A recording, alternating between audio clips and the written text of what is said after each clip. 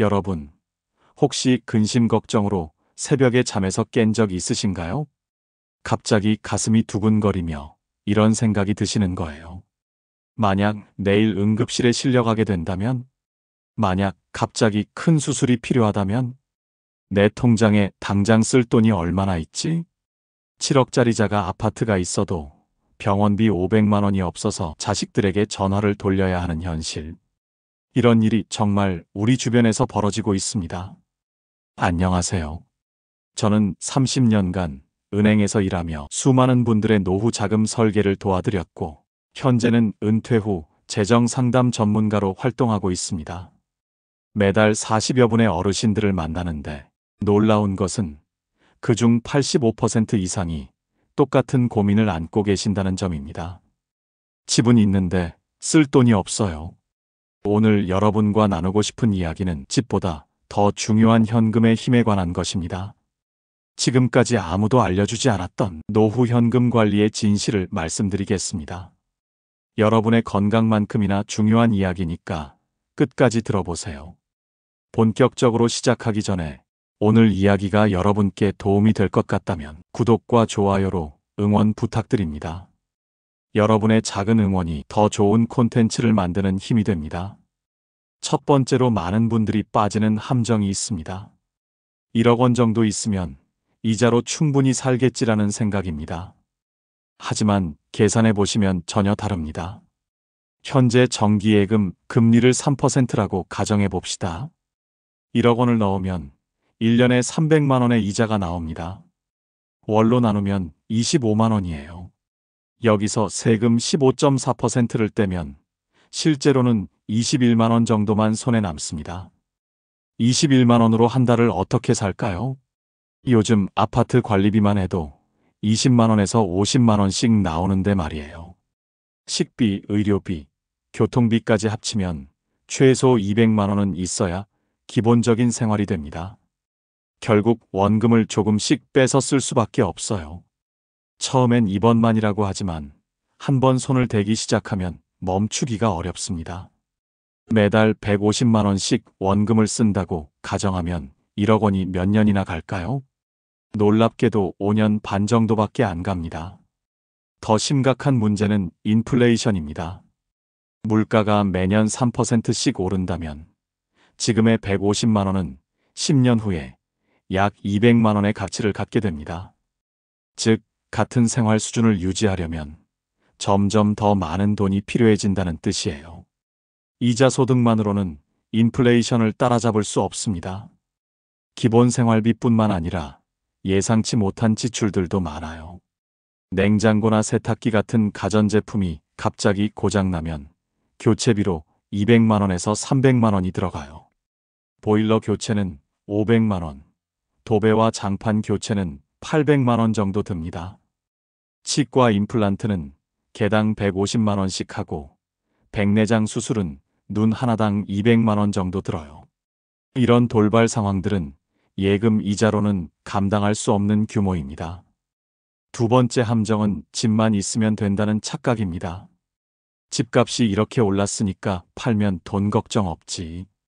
정말 그럴까요? 집을 팔면 어디서 살까요? 같은 지역에서 전세로 이사하려면 보증금이 얼마나 들까요? 요즘 전세 보증금이 매매가의 80%까지 치솟았습니다. 7억 원 아파트를 팔아도 전세 보증금으로 5억 6천만 원은 묶이게 되어요. 실제 현금으로 쓸 수 있는 건 1억 4천만 원 정도. 거기서 이사비용, 중개수수료, 각종 세금까지 빼면 생각보다 많이 남지 않습니다. 양도소득세만 해도 상당한 금액이 나갈 수 있어요. 1년 이상 거주한 1세대 1주택이라면 비과세지만 9억 원을 초과하는 고가주택이라면 세금이 나옵니다. 더 심각한 문제는 매달 나가는 월세입니다. 월세 100만 원이라고 해도 1년이면 1200만 원이에요. 10년이면 1억 2천만 원이 그냥 사라지는 겁니다. 게다가 월세는 매년 인상됩니다. 보통 연 5%씩 오른다고 가정하면 10년 후에는 월세가 163만 원까지 올라가요. 전세도 안전하지 않습니다. 전세 사기가 늘어나고 있고 집주인이 깡통 전세를 만들어 놓고 도망가는 경우도 있어요. 전세 보증금을 돌려받지 못하면 노후 자금에 치명적인 타격을 입게 됩니다. 부동산을 현금화하는 것도 생각만큼 쉽지 않아요. 매물이 많이 나와 있는 지역이라면 몇 달씩 안 팔릴 수도 있고 급하게 팔려고 하면 시세보다 낮은 가격에 내놓아야 합니다. 특히 경기가 안 좋을 때는 거래 자체가 얼어붙어서 팔고 싶어도 못 파는 상황이 발생해요. 세 번째 함정은 의료비에 대한 과신입니다. 건강보험이 있으니까 의료비는 걱정 없어. 나이가 들수록 의료비는 급격히 증가합니다. 실제로 65세 이상 가구의 평균 의료비는 월 50만 원을 넘어섭니다. 감기나 소화불량 같은 가벼운 질병이 아니라 정말 큰 병에 걸리면 수백만 원에서 수천만 원까지 들어갈 수 있어요. 그 이유는 바로 비급여 항목 때문입니다. 특히 응급 상황에서는 선택할 시간이 없습니다. 건강보험 적용이 안 되는 항목이라서 환자가 돈을 전부 내야 하는 것들이죠. 암 치료의 경우 수술비, 항암 치료비, 방사선 치료비 등을 합치면 1,000만 원에서 5천만 원까지 들어가는 경우가 많습니다. 최신 치료법이나 신약을 사용하면 비용은 더욱 늘어납니다. 건강보험이 적용되지 않는 비급여 항목들이 정말 많아요. 상급병실료, 간병비, 특진료, 선택진료비 등은 모두 본인 부담입니다. 치과 치료는 대부분 비급여라서 부담이 크고 한방 치료나 물리치료도 제한이 있어요. 장기간 요양이 필요한 경우 비용은 더욱 가파르게 증가합니다. 요양원 월 이용료가 150만 원에서 300만 원 정도 하는데 이런 비용을 10년 이상 지불해야 할 수도 있어요. 간병인을 고용하면 월 300만 원 이상이 들어갑니다.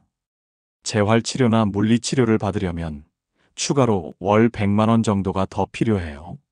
건강할 때는 몰랐는데 막상 아프고 보니 보험이 적용되지 않는 항목들이 이렇게 많은 줄 몰랐다는 분들이 정말 많습니다. 젊을 땐 대출과 적금 상담이 주였다면 나이가 들면서 점점 노후 자금 문제가 늘어났죠. 상담을 하면 할수록 하나의 명확한 패턴이 보였습니다. 집값이 높은 분들일수록 현금 부족 문제가 더 심각하다는 것이었어요. 왜 그럴까요? 집값이 오를수록 우리는 부자니까 문제없어라는 착각에 빠지게 되기 때문입니다. 그래서 현금 관리에 소홀해지고 막상 급할 때는 손쓸 도리가 없게 되는 거죠. 집값이 높은 동네일수록 생활비도 많이 들어가요. 관리비가 비싸고 주변 물가도 높고 사회적 체면을 유지하기 위한 비용도 만만치 않습니다. 고급 동네에서 초라하게 살기는 어렵거든요. 이웃들과의 경조사비나 모임비, 외식비 등도 자연스럽게 높아집니다. 자녀들 교육비나 결혼 비용도 주변 수준에 맞춰야 한다는 압박감이 있어요. 결국 고가 아파트를 소유하고 있으면서도 매달 생활비에 쪼들리는 상황이 발생하게 됩니다. 제가 예전에 만났던 한 고객님이 아직도 기억에 남습니다. 당시 58세셨던 그분은 성남에 아파트 한 채를 소유하고 계셨어요. 내가 이 정도 집이면 노후는 든든하겠지? 라고 자신만만하게 말씀하셨죠. 저는 그때 이렇게 답했습니다. 부동산도 중요하지만 현금 준비도 함께 하시는 게 좋겠습니다. 에이, 집만 팔면 몇 억인데 현금이 뭐가 필요해? 그분은 제 조언을 대수롭지 않게 넘기셨습니다. 몇 년이 지나 그분을 다시 만났을 때 상황은 완전히 바뀌어 있었습니다. 아파트는 여전히 갖고 계셨지만 관리비와 세금, 각종 공과금으로 매달 200만 원씩 나가고 있었어요. 게다가 나이가 들면서 건강이 예전 같지 않아 의료비 부담도 커지셨고요. 그때 선생님 말을 들어서 현금도 함께 준비했으면 좋았을 텐데 그분의 후회 어린 목소리가 제 마음에 깊이 새겨졌습니다. 그때부터 저는 확신하게 되었어요. 노후에는 집값이 아니라 현금이 진짜 힘이다. 부동산은 필요할 때 즉시 현금이 되어주지 않는다. 특히 급할 때는 더욱 그렇다. 또 다른 고객님 이야기를 들려드릴게요. 인천에 사시는 68세 김영호님은 8억 원 아파트의 주인이셨습니다. 평생 성실하게 일해서 번듯한 집을 마련하셨죠. 그런데 작년 겨울 아내분이 갑자기 뇌졸중으로 쓰러지셨어요. 응급실에서 의사가 말했습니다. 지금 당장 수술하지 않으면 위험합니다. 김영호님 통장에는 고작 230만 원만 들어 있었습니다. 신용카드 한도도 이미 다 써버린 상태였고요. 8억 원짜리 집 주인이 병원비를 마련하지 못해서 수술을 미뤄야 하는 상황에 직면했습니다. 다행히 자녀들이 급히 돈을 빌려와서 수술을 받을 수 있었지만 김영호님은 그 일로 인해 큰 충격을 받으셨어요. 평생 남에게 손 벌리지 않고 살았는데 하루아침에 이런 신세가 되다니. 김영호님의 탄식이 지금도 귀에 생생합니다. 그렇다면 집을 지키면서도 현금을 확보할 수 있는 방법들이 있을까요? 물론 있습니다. 첫 번째 방법은 주택연금을 활용하는 것입니다. 주택연금은 집을 담보로 매달 일정 금액을 평생 받는 제도입니다. 만 55세 이상이면 누구나 가입할 수 있어요. 6억 원 아파트 기준으로 매달 약 200만 원을 받을 수 있습니다. 8억 원이면 약 270만 원, 10억 원이면 약 330만 원 정도예요. 집에서 계속 살면서 안정적인 월급을 만드는 셈이죠. 주택연금의 장점은 여러 가지가 있어요. 평생 거주가 보장되고 매달 안정적인 수입이 생기며 집값이 떨어져도 연금액은 보장됩니다. 배우자가 있다면 배우자가 세상을 떠날 때까지 연금을 받을 수 있어요. 주택연금으로 받은 돈에는 소득세가 부과되지 않아서 세금 부담도 없습니다. 종신형뿐만 아니라 확정기간형도 선택할 수 있어서 상황에 맞게 설계할 수 있어요. 하지만 모든 분께 적합한 건 아닙니다. 상속할 자녀가 없거나 상속에 큰 의미를 두지 않으시는 분들, 현재 거주지에서 계속 살 예정이신 분들, 다른 안정적인 소득원이 부족하신 분들에게 적합합니다. 반대로 집값 상승 여지가 큰 지역에 사시는 분들이나 이미 충분한 노후 자금이 있으신 분들, 자녀에게 집을 꼭 물려주고 싶으신 분들은 신중하게 생각해 보셔야 해요. 주택연금에도 몇 가지 제약이 있습니다. 담보주택에 근저당권이나 전세권이 설정되어 있으면 가입할 수 없어요. 주택가격이 9억 원을 초과하면 9억 원까지만 인정됩니다. 부부 합산 연소득이 부부 기준 중위소득의 180% 이하여야 한다는 조건도 있어요.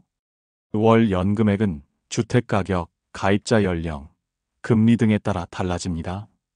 나이가 많을수록, 집값이 높을수록, 금리가 낮을수록 더 많은 연금을 받을 수 있어요. 두 번째 방법은 규모를 줄이는 다운사이징입니다. 집 크기를 줄이고 현금을 확보하는 방법이에요.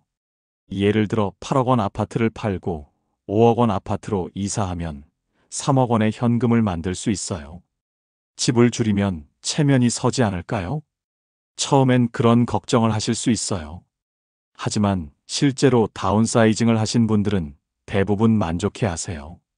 집은 작아졌지만 마음은 오히려 편해졌어요. 매달 관리비, 세금 부담도 줄어들고 청소하고 관리하기도 훨씬 수월해집니다. 특히 자녀들이 모두 독립한 상황이라면 굳이 큰 집에서 살 필요가 없죠. 빈 방들을 보고 있으면 오히려 쓸쓸하기도 하고요. 다운사이징 할 때 고려해야 할 포인트들이 있어요. 교통이 편리한 곳으로 이사하는 것이 좋습니다. 나이가 들수록 대중교통 접근성이 중요해지거든요. 병원이나 마트, 복지관 등이 가까운 곳을 선택하세요. 엘리베이터가 있는 아파트나 계단이 적은 빌라를 선택하는 것도 중요해요. 무엇보다 치안이 좋고 안전한 동네를 우선순위에 두셔야 합니다. 다운사이징으로 확보한 현금은 어떻게 관리해야 할까요? 한 번에 투자하지 마시고 단계적으로 운용하세요. 일부는 즉시 사용할 수 있는 예금이나 CMA에 넣어두고 일부는 안전한 채권이나 채권형 펀드에 투자하세요. 주식이나 부동산 투자는 10% 이내로 제한하시는 것이 좋습니다. 세 번째 방법은 부분 임대입니다. 집에 사용하지 않는 방이 있으시다면 월세로 내놓는 것도 좋은 방법입니다. 요즘은 1인 가구가 늘어나면서 원룸이나 투룸에 대한 수요가 꾸준해요.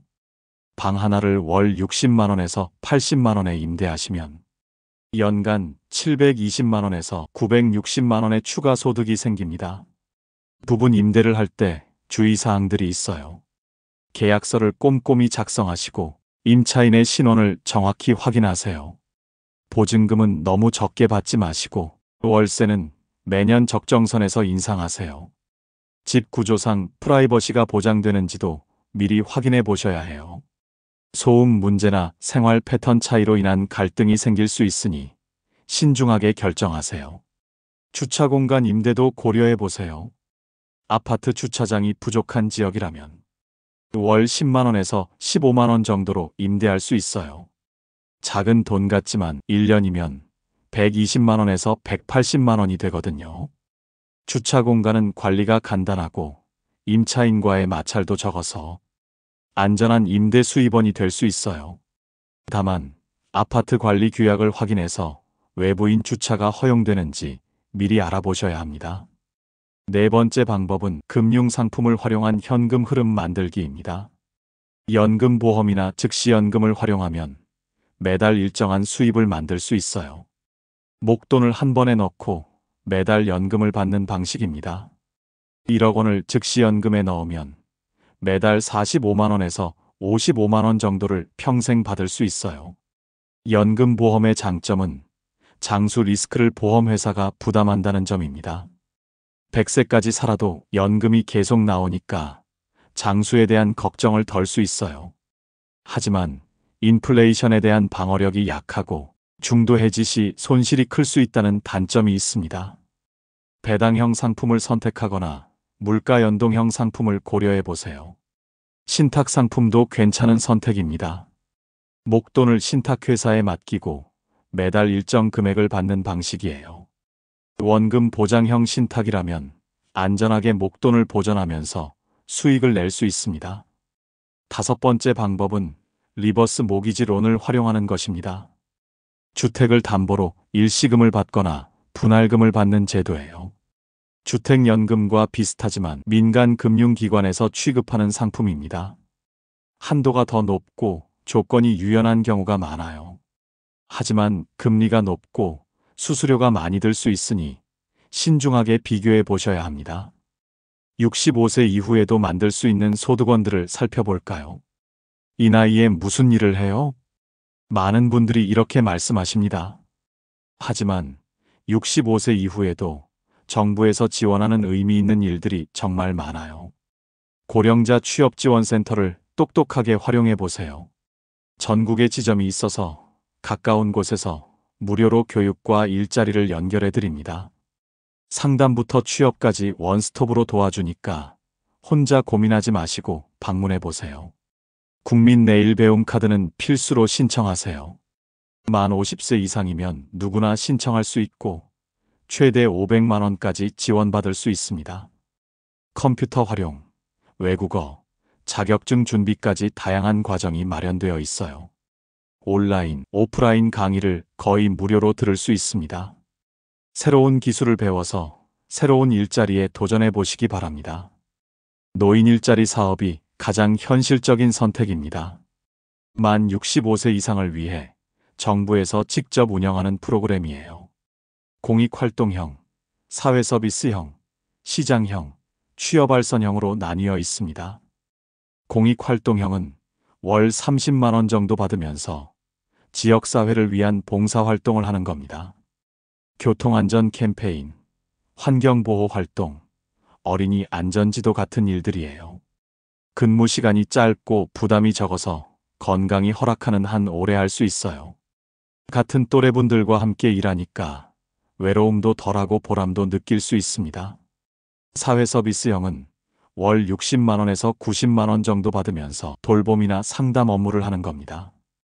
독거노인 안전 확인, 청소년 상담, 보육시설 도우미 같은 일들이에요.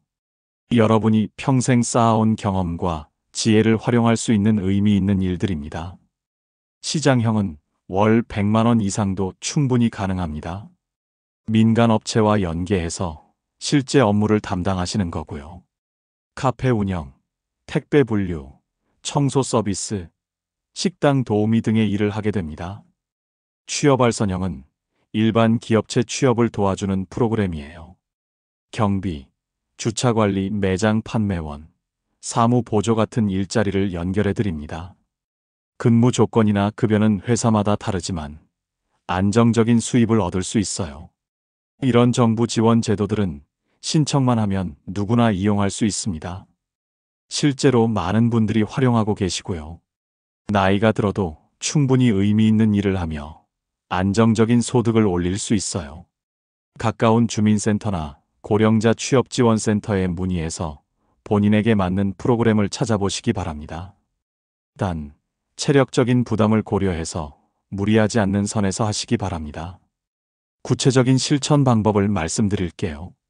먼저 3주 완성 로드맵부터 시작해 보세요. 첫 번째 주에는 현실을 정확히 파악하는 것부터 시작합니다. 지난 1년간 카드 명세서와 통장 내역을 모두 꺼내 보세요. 스마트폰에 가계부 앱을 설치하시는 것도 도움이 돼요. 토스나 뱅크샐러드 같은 앱들이 사용하기 편합니다. 5가지 항목으로 분류해서 정리해 보세요. 기본 생활비는 식비, 관리비, 통신비, 교통비 등 고정 지출, 의료비는 병원비, 처방약가, 건강식품비, 안경비 등, 사회적 비용은 경조사비, 선물비, 명절 용돈 등, 여가비는 여행비, 취미활동비, 문화생활비, 외식비 등, 비상비는 수리비, 교체비, 기타 예상 못한 지출, 각 항목별로 월 평균 금액을 계산해 보세요. 어머나, 이렇게 많이 썼나? 놀라실 수도 있어요. 하지만 숫자가 크게 나와도 당황하지 마세요. 현실을 정확히 아는 것이 준비의 출발점이니까요. 특히 의료비나 비상비 같은 예상치 못한 지출들을 자세히 분석해 보세요. 어떤 상황에서 갑작스런 지출이 발생했는지, 미리 준비할 수 있었던 부분은 없었는지 살펴보시고요. 이런 패턴을 파악하면 앞으로 비슷한 상황에 더 잘 대비할 수 있습니다. 가계부를 쓰실 때는 너무 세세하게 하려고 하지 마세요. 큰 항목별로만 나눠서 기록하시면 됩니다. 중요한 건 정확성보다는 지속성이에요. 두 번째 주에는 응급자금만을 위한 별도 통장을 개설합니다. 이건 정말 중요해요. 생활비 통장과는 철저히 분리해야 합니다. 한 통장에 모든 돈을 넣어두면 결국 다 써버리게 되거든요. 은행에 가셔서 응급자금 전용이라고 통장명을 정하세요. 처음엔 20만 원, 30만 원만 넣어도 충분합니다. 중요한 건 금액이 아니라 시작하는 행동 그 자체예요. 체크카드는 아예 발급하지 마시거나 발급하더라도 집 서랍 깊숙이 보관하세요. 인터넷 뱅킹 비밀번호도 평소 쓰시는 것과 다르게 설정하시고요. 이 통장은 절대 건드리지 않는 돈이라는 심리적 장벽 역할을 해야 합니다. 가족들에게도 이 통장의 용도를 명확히 알려주세요. 이 돈은 정말 급할 때만 쓰는 거야라고 못을 박아두시는 거예요. 그 다음에는 자동이체를 반드시 설정하세요. 매달 정해진 날짜에 정해진 금액이 자동으로 들어가도록 하는 겁니다. 연금 받으시는 날, 바로 다음 날로 설정하시면 가장 좋아요. 돈이 들어오자마자 바로 떼어내는 방식이 가장 확실합니다. 금액은 부담되지 않는 선에서 시작하세요. 월 5만 원부터 시작해서 여유가 생기면 10만 원, 20만 원으로 늘려가시면 됩니다. 처음부터 무리해서 큰 금액을 설정하면 부담스러워서 포기하게 돼요. 작은 금액이라도 꾸준히 모으는 게 더 중요합니다. 응급자금 목표 금액은 월 지출액의 24개월분으로 잡으세요. 월 200만 원 쓰신다면 4,800만 원이 목표 금액이에요. 여기에 의료비 비상금 1,500만 원을 더하면 총 6,300만 원입니다. 큰 금액 같지만 차근차근 모으면 충분히 가능해요. 세 번째 주에는 집을 활용해서 현금을 만드는 방법들을 실제로 조사해 보시는 겁니다.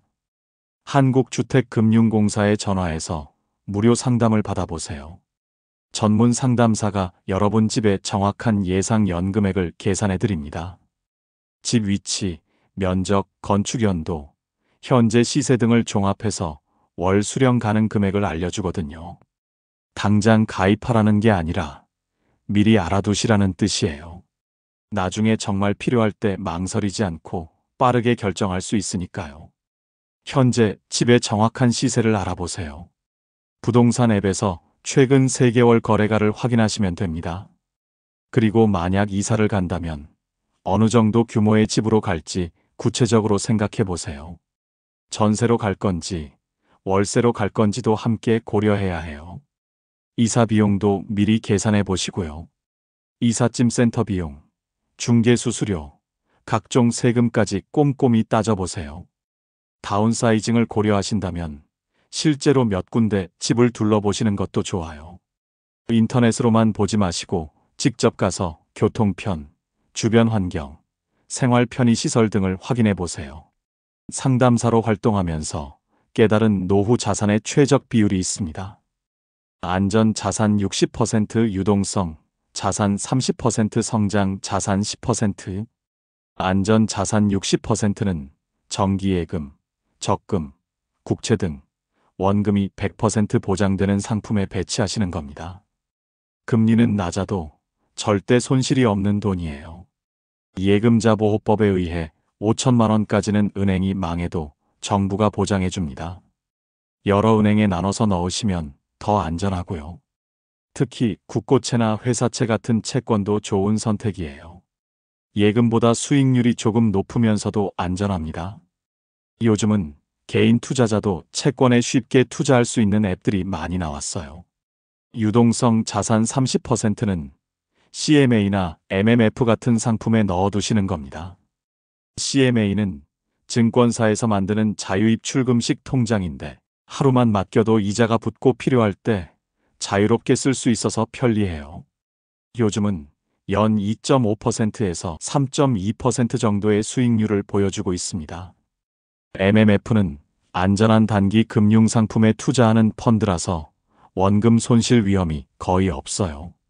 하루 단위로 수익이 정산되고 언제든지 환매할 수 있습니다. 단기 자금 관리용으로는 CMA나 MMF가 예금보다 훨씬 유리해요. 성장 자산 10%는 채권형 펀드나 우량 배당주 같은 비교적 안전한 투자 상품에 넣어두시는 겁니다. 인플레이션을 조금이라도 방어할 수 있는 최소한의 장치예요. 하지만 10%를 절대 넘지 마세요. 노후에는 안정성이 수익성보다 훨씬 중요하거든요. 배당주를 선택하실 때는 오랜 기간 안정적으로 배당을 지급해온 우량 기업들을 고르세요. 부동산에 투자하면서도 주식처럼 쉽게 사고 팔 수 있거든요. 배당 수익률도 일반 주식보다 높은 편입니다. 오늘 당장 할 수 있는 3가지를 말씀드릴게요. 첫째, 응급자금 목표 금액을 계산해 보세요. 월 평균 지출액의 24를 곱하고 여기에 응급의료비 1,200만 원을 더하세요. 이 금액이 너무 부담스럽게 느껴지신다면 단계적으로 목표를 세우세요. 단계별로 달성할 때마다 성취감도 느끼고 동기부여도 받을 수 있어요. 둘째, 현금성 자산 현황을 정리해 보세요. 현재 갖고 계신 예금, 적금, CMA, 주식, 펀드 등을 모두 정리해 보세요. 즉시 현금화할 수 있는 것과 시간이 걸리는 것을 구분해서 파악하시는 겁니다. 주식이나 펀드는 시세 변동이 있으니까 현재 가치와 매입 가격을 함께 기록해 두세요. 보험도 함께 정리해 보세요. 해약 환급금이 얼마나 되는지, 만기가 언제인지 확인해 두시면 나중에 유용할 거예요. 셋째, 집 관련 기본 정보를 수집해 보세요. 현재 집의 시세, 전세 시세, 월세 시세를 대략적으로 알아보세요. 부동산 앱에서 간단히 확인할 수 있어요. 같은 평형대의 집들이 얼마에 거래되고 있는지, 임대료는 어느 정도 받을 수 있는지 파악해 두세요. 주변에 새로 개발되는 지역이 있는지, 교통 개선 계획은 없는지도 알아보시고요. 이런 정보들이 나중에 주택연금이나 다운사이징을 결정할 때 도움이 됩니다. 내일부터 실행할 수 있는 일들도 있어요. 가까운 은행에 가셔서 응급자금만을 위한 별도 계좌를 만드세요. 통장명도 응급자금 또는 비상금으로 설정하시면 용도가 명확해져요. 매달 일정 금액이 자동으로 응급자금 통장에 들어가도록 설정하세요. 부담되지 않는 3만 원부터 시작해도 괜찮습니다. 자동이체 날짜를 연금 수령일 다음 날로 정하시면 깜빡할 일이 없어요. 연금 들어오자마자 바로 떼어내는 방식이 가장 확실합니다. 오늘부터 모든 지출을 간단히라도 기록해 보세요. 가계부 앱을 쓰시거나 수첩에 적으시는 것도 좋습니다. 완벽하게 하려고 하지 마시고 큰 지출 위주로만 기록하세요. 병원비, 쇼핑, 외식, 경조사비 같은 것들만이라도 적어두시면 패턴이 보여요. 영수증을 모아두시는 것도 좋은 습관입니다. 이번 주 안에 해볼 만한 일들을 추천드릴게요. 한국주택금융공사나 고령자 취업지원센터에 상담을 예약해 보세요. 전화 한 통이면 되는 간단한 일입니다. 전화하시기 전에 미리 궁금한 점들을 메모해 두시면 더 효율적으로 상담받을 수 있어요. 가까운 복지관이나 평생교육원에 가서 어떤 프로그램들이 있는지 둘러보세요. 노후 계획에 대해 자녀들과 편안하게 이야기해 보세요. 서로의 생각을 알아두는 것만으로도 큰 도움이 됩니다. 무거운 분위기보다는 자연스럽게 대화 중에 꺼내보세요. 요즘 노후 준비 관련 강의를 들었는데 하는 식으로 시작하시면 부담 없어요. 자녀들도 부모님의 노후에 대해 궁금해하고 걱정하고 있을 거예요. 서로 마음을 터놓고 이야기하면 모두에게 도움이 됩니다. 주변 지인들과도 정보를 공유해 보세요. 비슷한 상황에 있는 친구들과 함께 정보를 나누고 서로 격려하면서 준비하시면 더 수월해요. 혼자 하기 어려운 일들도 여럿이 함께하면 가능해집니다. 여러분, 오늘 이야기가 조금 현실적으로 느껴지셨을 수도 있어요. 하지만 이건 절망적인 이야기가 아닙니다. 오히려 희망적인 이야기예요. 왜냐하면 아직 준비할 시간이 충분히 남아있고 방법도 명확히 있기 때문입니다. 수많은 어르신들을 만나보면서 확신하게 된 게 있습니다. 나이가 들어도 당당하게 살 수 있는 분들의 공통점은 돈이 많아서가 아니라 현금 관리를 지혜롭게 하셨다는 점이었어요. 월 150만 원으로 편안하게 사시는 분이 있는가 하면 월 350만 원 써도 늘 부족하다고 하시는 분도 계세요. 차이는 돈의 액수가 아니라 준비와 관리에 있었습니다. 체계적으로 준비하신 분들은 적은 돈으로도 여유롭게 사시거든요. 반대로 준비 없이 막연하게 사신 분들은 많은 돈이 있어도 불안해하세요. 현금의 힘은 단순히 금액의 크기가 아니라 심리적 안정감에서 나옵니다. 뭔 일이 생겨도 내가 해결할 수 있어라는 자신감이 생기는 거예요. 이런 자신감이 있으면 일상생활도 더 적극적이 되고 건강관리도 더 잘하게 됩니다. 오늘부터라도 늦지 않았습니다. 작게라도 천천히라도 시작하시면 됩니다. 중요한 건 완벽한 계획이 아니라 첫 번째 실행입니다. 응급자금 통장에 5만 원만 넣어두셔도 그 자체로 큰 의미가 있어요. 그 5만 원이 50만 원이 되고 50만 원이 500만 원이 되는 거니까요. 작은 차이 같지만 시간이 길어질수록 그 차이는 더 벌어져요. 여러분이 평생 쌓아오신 경험과 지혜는 그 어떤 재산보다 소중한 자산입니다. 요즘은 고령 친화적인 일자리들이 계속 늘어나고 있습니다. 사회에서도 시니어의 가치를 인정하는 분위기로 바뀌고 있어요. 여러분도 충분히 하실 수 있습니다. 자녀들에게 부담 주지 않으면서도 존엄하게 나이 들어가는 것. 갑작스런 위기 앞에서도 당황하지 않고 대처할 수 있는 것. 손자, 손녀들 앞에서도 당당한 할머니, 할아버지가 되는 것. 이 모든 게 현금 준비에서 시작됩니다. 어려운 일이 아니에요. 하나씩 차근차근 따라하시면 됩니다. 실수해도 괜찮고 늦어도 괜찮습니다. 중요한 건 포기하지 않고 계속 노력하는 거예요. 여러분의 노후가 걱정이 아닌 설렘이 되기를 바랍니다. 건강한 몸과 마음으로 새로운 인생의 장을 펼쳐나가시길 바라고요. 언제나 여러분 곁에서 든든한 동반자가 되어드리겠습니다. 오늘 이 이야기가 여러분 마음에 조금이라도 도움이 되셨다면 지혜여정 채널을 구독해주세요. 그리고 좋아요 버튼으로 응원의 마음을 보내주시고 댓글로 여러분의 소중한 경험이나 궁금한 점들을 나눠주세요. 같은 시대를 살아가는 동료로서 서로의 지혜를 나누며 더 나은 노후를 함께 준비해 나갔으면 좋겠습니다. 여러분 한 분 한 분이 품격 있고 당당한 노후를 보내시길 진심으로 응원합니다. 오늘도 좋은 하루 되세요.